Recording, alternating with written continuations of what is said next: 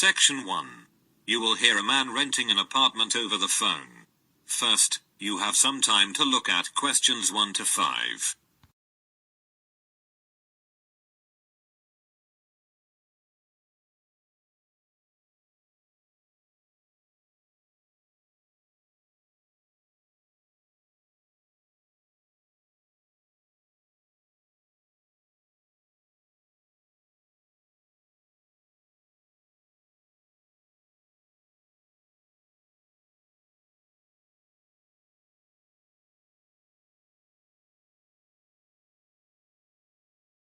Now we shall begin. You should answer the questions as you listen, because you will not hear the recording a second time. Listen carefully, and answer questions 1 to 5.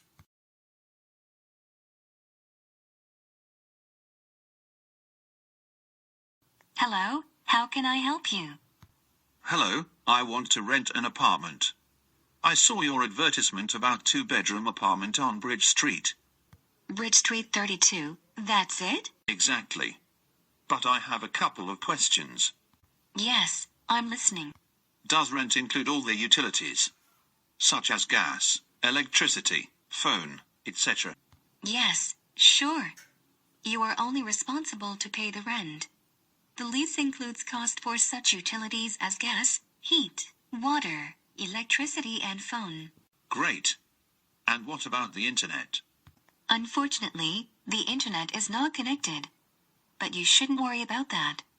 If you wish, you can contact the local providers to set up the connection. Okay. And what kind of public transport is near the apartment? It is very close to public transport. Both underground and bus station are about 2 blocks away. Very good. I think I'll rent this apartment. Very nice. Could you tell me your full name, please? Yes. It's John Hooper. Hooper is spelled with double O. H-double-O. Then P-E-R. Thank you, John. I'm Mary Dixon, and I'll be your apartment manager. Thank you.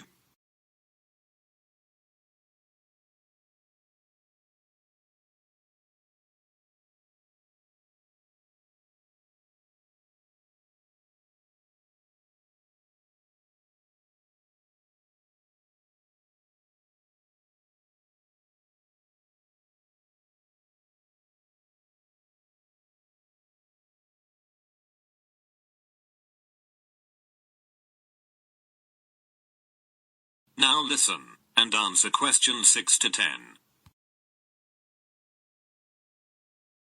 Now, we need to meet to sign a lease agreement. Okay. What documents should I bring? First of all, we require proof of your identity. Then, I can bring my driving license. I'm sorry, but driving licenses are not accepted. Could you bring your passport? Yes, sure.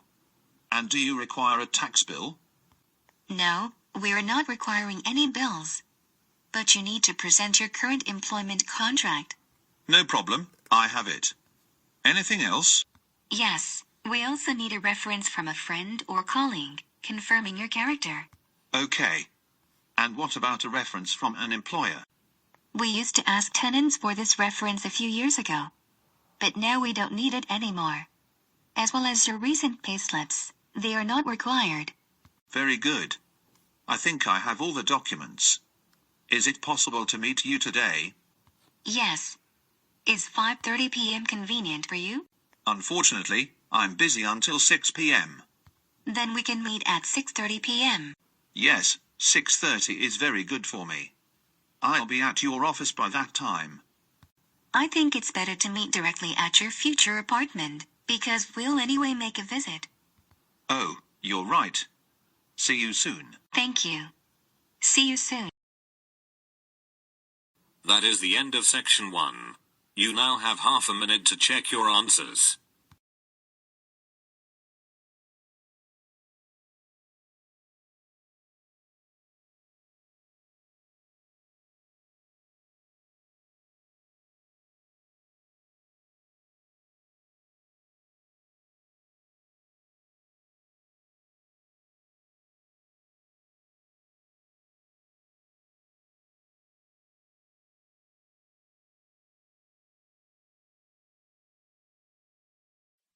Section 2. You will hear the information about tickets to one of the royal palaces in London. First, you have some time to look at questions 11 to 16.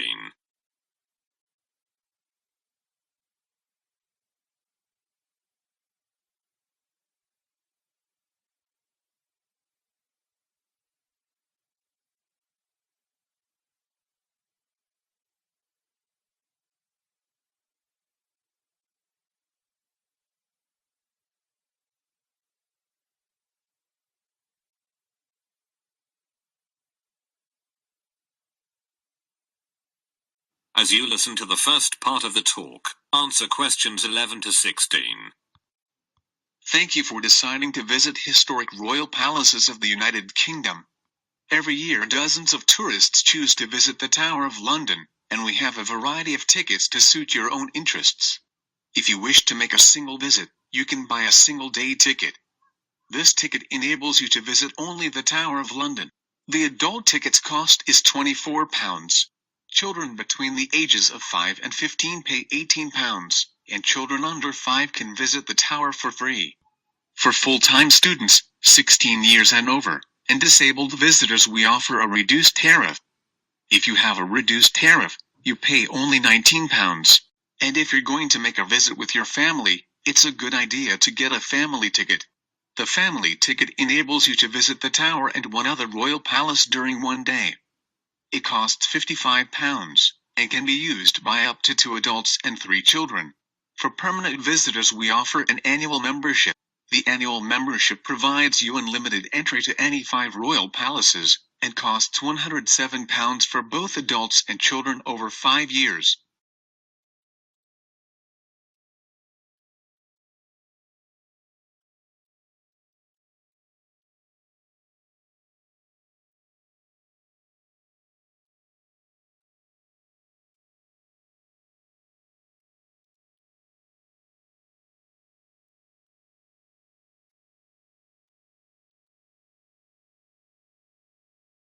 Now listen, and answer questions 17 to 20. If you can't wait to visit these famous historical places, and have already chosen your ticket type, then it's time to order tickets. The first and the easiest way is to buy your tickets online. To do this, you should visit our site and select a date, then make a payment. Make sure that after the payment is completed, you receive a confirmation email of your booking. The second way is to book your tickets by telephone. However, you have to pay an additional fee when ordering tickets over the phone. Plus, telephone bookings are not available during the weekends and holidays. So this option is not very convenient. And if you don't want to plan your visit in advance, there is a third option for you. You can simply purchase the tickets in person on the day of your visit. There are plenty of ticket kiosks near the Tower of London and other royal palaces. I hope that you'll enjoy your visit. That is the end of section 2. You now have half a minute to check your answers.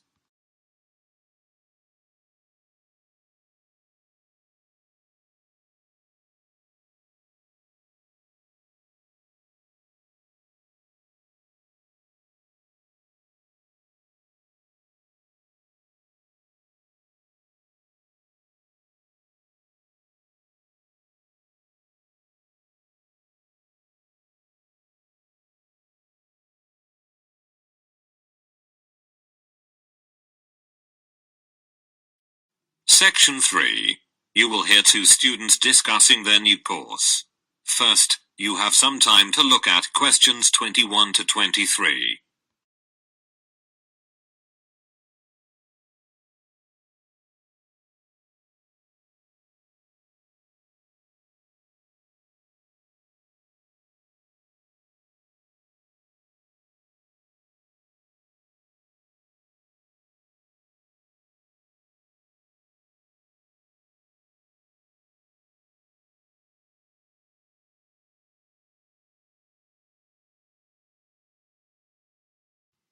As you listen to the first part of the conversation, answer questions 21 to 23.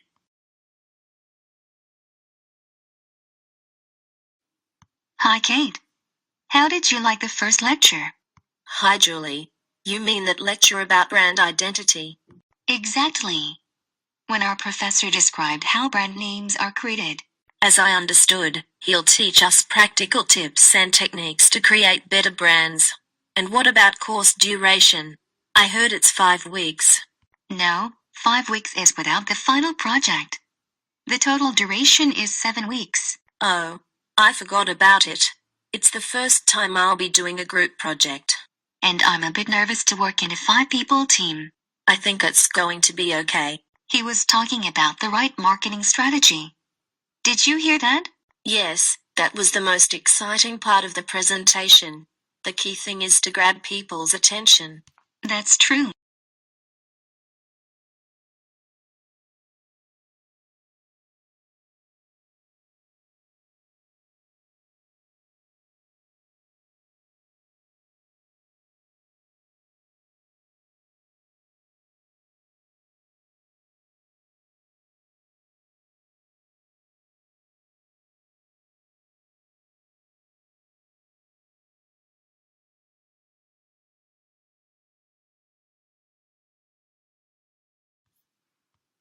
Now listen, and answer questions 24 to 30. And how do you like the curriculum? I think it's nice. It's great that we'll be learning marketing in detail, as I've always been interested in this subject. Me too. And after that, we'll be training to design custom logos. The professor told that the curriculum has been modified, and we won't learn design this year. What a pity. The same with product management. But you shouldn't worry, they just combined these 2 sections into a larger one called branding. Then it's good. Moreover, they've added something called e-commerce this year. It's a great alteration, and the course is kept up to date. Online trading is so popular now. And after that, we'll learn advertising. Yes, and also analytics. Really? Won't analytics be replaced with customer attraction? Yes, you're right. I forgot about that. I think that's all. The professor also teaches a course called Business Strategies. So, we may take his other course next year. Dear. And where is the next lecture? It's in the big classroom on the ground floor. Thanks. You're welcome. Don't forget to take your last week assignment. Okay. Goodbye. Bye. That is the end of section 3.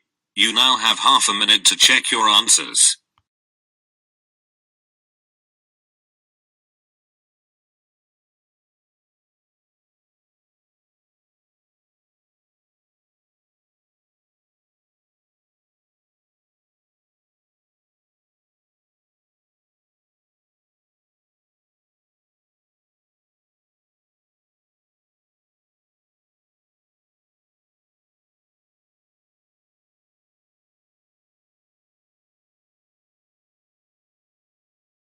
Section 4. You will hear a lecture about the Great Wall of China. First, you have some time to look at questions 31 to 35.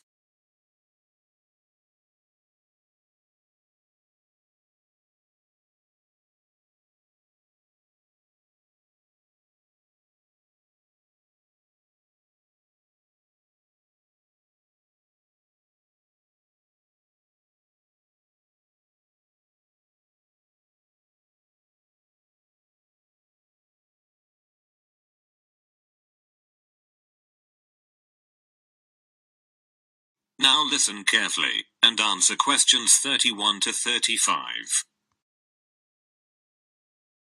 Perhaps the most recognizable symbol of China and its long and vivid history, the Great Wall of China is one of the most extensive construction projects ever completed. Somewhat ironically though, the one monument that China built to keep foreigners out is actually now the biggest tourist attraction in the country. Despite the initial purpose, the Great Wall never effectively prevented invaders from entering China. It came to function more as a psychological barrier between Chinese civilization and the world, and remains a powerful symbol of the country's enduring strength.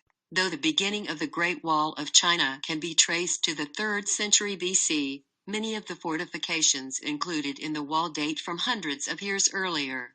when China was divided into a number of individual kingdoms during the so-called Warring States period. Around 220 BC, Qin, the first emperor of a unified China, ordered that earlier fortifications between states be removed, and a number of existing walls along the northern border be joined into a single system that would extend for more than 10,000 li and protect China against attacks from the north. A li is about 1/3 of a mile, and that's where the monument's name came from.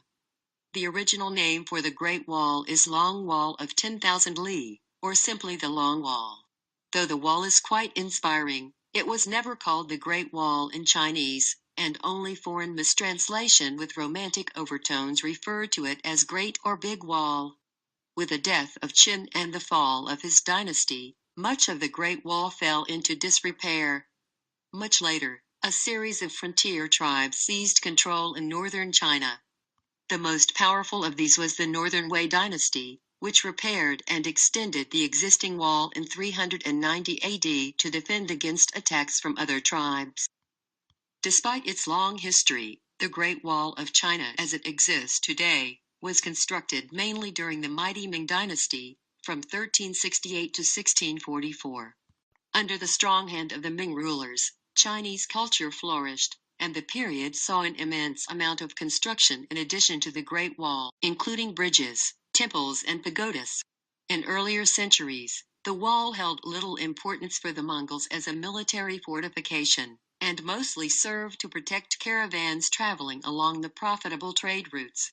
But during the Ming dynasty, the Great Wall was considered vital to the defense of the country.